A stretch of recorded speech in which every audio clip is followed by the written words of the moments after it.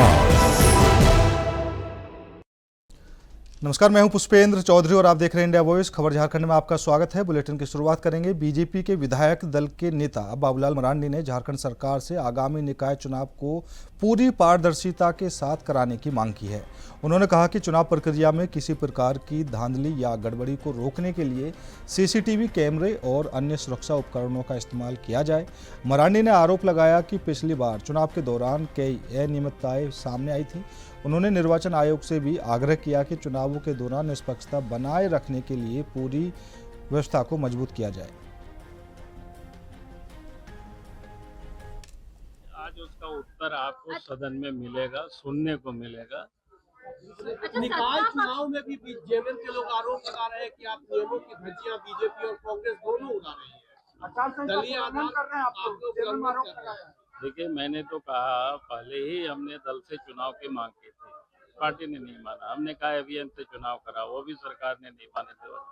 हमने कहा कि भाई पोलिंग बूथों पर आप पैरामिलिट्री फोर्स को आप खड़ा करिए और पोलिंग बूथों पर सीसीटीवी कैमरा लगाइए, काउंटिंग हॉल पर भी सीसीटीवी कैमरा लगाइए ताकि निष्पक्ष चुनाव हो सके। लेकिन ये हंगामा खड़ा करके ये हंगामा करना चाहते हैं, गड़बड़ करना चाहते हैं। आज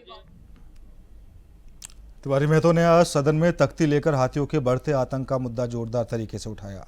उन्होंने कहा कि राज्य में जंगली हाथियों के हमलों से लगातार लोगों की जान जा रही है, लेकिन सरकार इस गंभीर स्थिति पर ठोस कदम नहीं उठा रही। पिछले एक महीने में अलग अलग जिलों में 10 लोगों की मौत हाथियों के हमले से हो चुकी है। ग्रामीण इलाकों में भय का माहौल है और लोग रात भर जागकर पहरा देने को मजबूर हैं। विधायक ने प्रभावित परिवारों को मुआवजा और स्थायी समाधान देने की मांग की है। उनका भी नहीं आता है। बाकी को भी लेटर लिखे हैं, मुख्यमंत्री जी को, राज्यपाल को, सभी को लेटर लिखे हैं। और हाथियों पे लगातार मेरा यहाँ घटना घट रहा। सरकार द्वारा किसी को 20,000, किसी को 30,000 देता है। हमको लगता है कि एक ट्रैक्टर ईंटा भी नहीं आता है, बालू भी नहीं आता है। किसी को भी लेटर लिखे। बीजेपी विधायक उज्जवल दास ने बजट सत्र के पहले दिन सरकार के अभिभाषण पर सवाल उठाया। उन्होंने कहा कि अभिभाषण में जो उपलब्धियां गिनाई गई वह पूरी तरह से पूर्व निर्धारित स्क्रिप्ट जैसा लगा और जमीनी हकीकत से उसका कोई सीधा संबंध नहीं दिखा। विधायक ने कहा कि राज्य की जनता महंगाई, बेरोजगारी और बुनियादी सुविधाओं की समस्याओं से जूझ रही है। ऐसे में बजट वास्तव में जनहित को ध्यान में रखकर बनाना चाहिए। उन्होंने उम्मीद जताई कि सरकार ऐसा बजट पेश करे जो किसानों, युवाओं और गरीब वर्ग के हित में ठोस राहत प्रदान करे। बजट जनता के अनुरूप होना चाहिए। इसमें मध्यम वर्गीय परिवार को भी जो है सो सरकार को ध्यान देना होगा, क्योंकि मध्यम वर्गीय परिवार पर आज सरकार का ध्यान नहीं है। दूसरी चीज़ है कि बजट ऐसा होना चाहिए जो युवाओं को भी प्रेरित करे। पिछले बार भी सरकार ने युवाओं के प्रति बहुत सारे लक्ष्य रखे थे अपने बजट में, लेकिन उस पर अभी तक सरकार खरा नहीं उतरी है।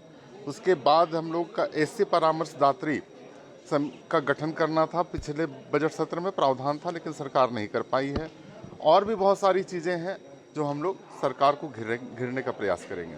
बजट झारखंड में नगर निकाय चुनाव को लेकर राजनीतिक सरगर्मी तेज हो गई है। आज बीजेपी प्रदेश अध्यक्ष आदित्य साहू ने एनडीए समर्थित प्रत्याशियों के पक्ष में प्रचार किया। उन्होंने जमशेदपुर के मानगो क्षेत्र में मेयर प्रत्याशी संध्या सिंह और जुगसलाई नगर परिषद अध्यक्ष पद की प्रत्याशी रिंकू सिंह के समर्थन में जनसंपर्क किया। इस दौरान उन्होंने जनता से अपील की है कि वे एकजुट होकर एनडीए उम्मीदवारों को विजयी बनाएं और राज्य में विकास को गति दें। मीडिया से बातचीत में आदित्य साहू ने झारखंड सरकार पर गंभीर आरोप लगाए। विशेष रूप से हेमंत सोरेन पर निशाना साधते हुए कहा कि सरकार अपराधियों को संरक्षण दे रही है। पहले तो ये सरकार चाहती नहीं थी कि नगर निकाय चुनाव, नगर पंचायत चुनाव, नगर परिषद का चुनाव।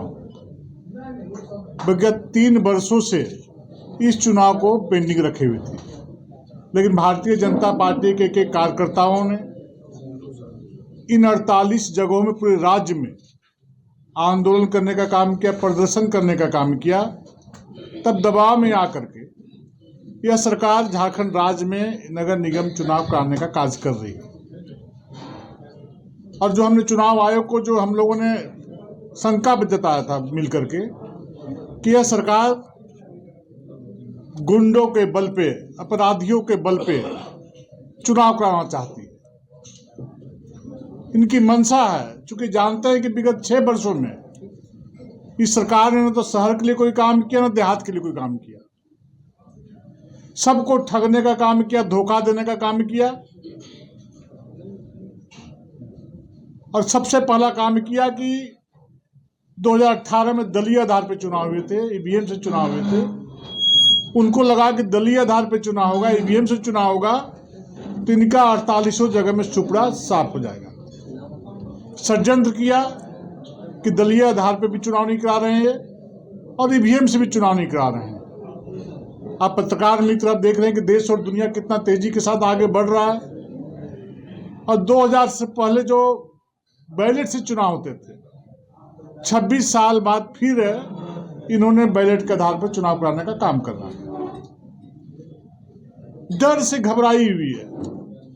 लेकिन मैं दावे के साथ कहता हूं, किसी प्रकार से चुनाव करावे, इस राज्य की जनता और भारतीय जनता पार्टी के कार्यकर्ता इस सरकार को इस चुनाव में धूल चटाने का काम करेंगे। झारखंड में नगर निकाय चुनाव को बीजेपी ने अपनी प्रतिष्ठा का विषय बना लिया है और इसके लिए सभी संसाधन झोंक रहे हैं। इसी कड़ी में गोड्डा सांसद निशिकांत दुबे बीजेपी समर्थित नगर परिषद अध्यक्ष पद की उम्मीदवार अमिता रक्षित के समर्थन में दुमका पहुंचे। सांसद ने यहां अपने चुनावी कार्यालय में मीडिया से बात के दौरान कांग्रेस नेता राहुल गांधी के खिलाफ अपमानजनक टिप्पणी की। निशिकांत दुबे ने कहा कि राहुल गांधी देश विरोधी ताकतों के साथ मिलकर भारत को तोड़ने का प्रयास कर रहे हैं, जैसा कि उनके नाना के समय हुआ था। उन्होंने अमिता रक्षित के पक्ष में मतदान के लिए जनता से अपील की और कहा कि उनका समर्थन झारखंड में बीजेपी की मजबूत स्थिति सुनिश्चित कर देगा।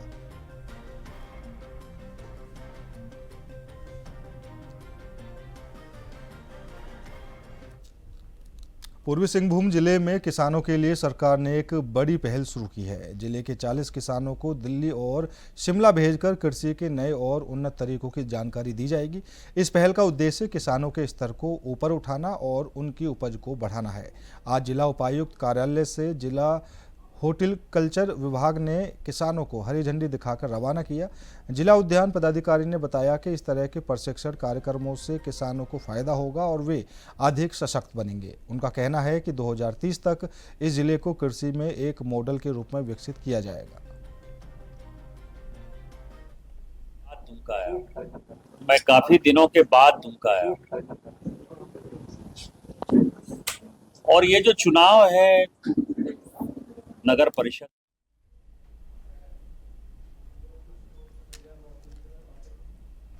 टाटानगर रेलवे स्टेशन के विकास कार्य के तहत रेलवे प्रशासन ने एक बार फिर अतिक्रमण हटाओ अभियान शुरू किया है। स्टेशन चौक से कीताडी रोड तक स्थित दुकानों को हटाने के लिए रेलवे ने 3 बुलडोजर लगाए। हालांकि दुकानदारों ने संभावित कार्रवाई से पहले ही अपनी दुकानें खाली करवा दी, जिससे रेलवे इंजीनियरिंग विभाग को ज़्यादा परेशानी नहीं हुई। स्टेशन रोड के बाद खास महल रोड क्षेत्र में भी दुकानों को तोड़ा जा रहा है। रेलवे प्रशासन ने बताया कि स्टेशन क्षेत्र का समग्र विकास और यात्री सुविधाओं के विस्तार के लिए जमीन खाली कराना आवश्यक है।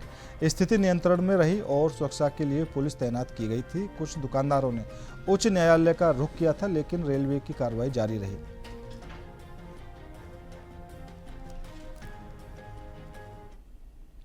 नक्सल प्रभावित गोइलकेरा थाना क्षेत्र के कुईडा में सेंट्रल रिजर्व पुलिस फोर्स की 60 बटालियन द्वारा नागरिक कल्याण कार्यक्रम और निःशुल्क स्वास्थ्य जांच शिविर आयोजित की गई।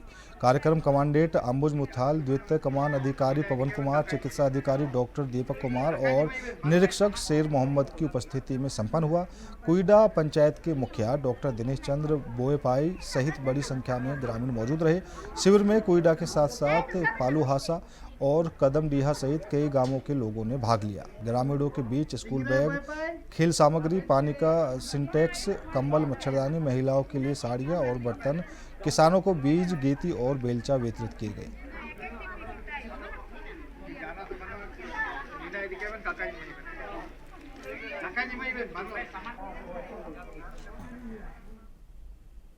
कूदासाई कलैया गांव में अंधविश्वास के चलते एक ही परिवार पर पेट्रोल डालकर आग लगा दी गई। इस दर्दनाक घटना में पत्नी ज्योति सिंह को और मासूम बच्चों की मौके पर ही जलकर मौत हो गई, जबकि पति कोल्हान सिंह को गंभीर रूप से झुलस गया।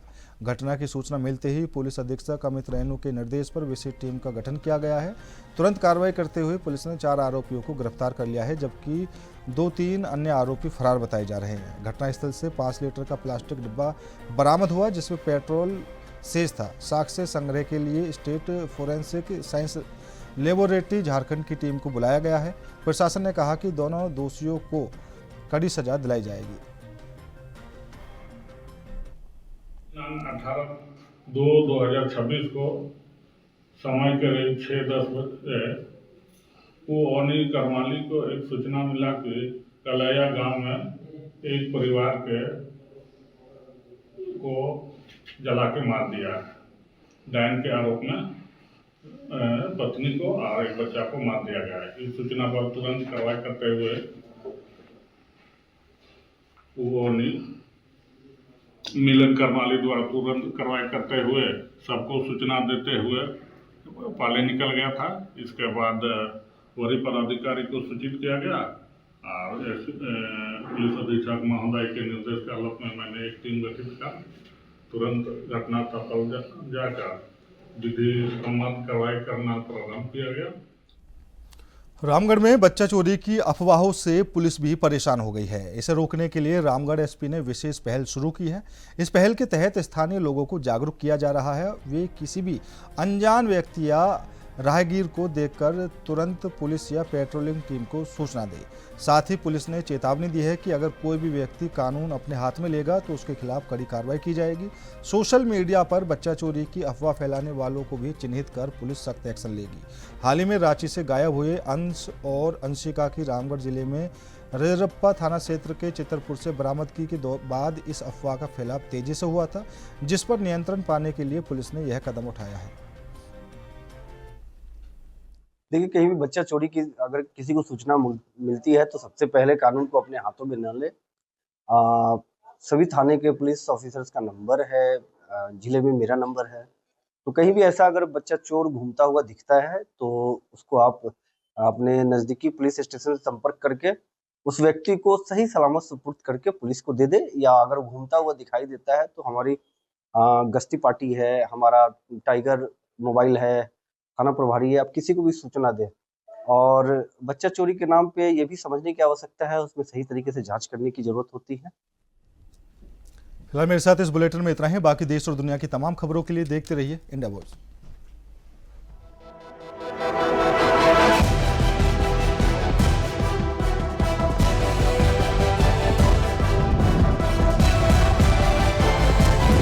इंडिया वॉइस, आपकी सोच, आपकी आवाज।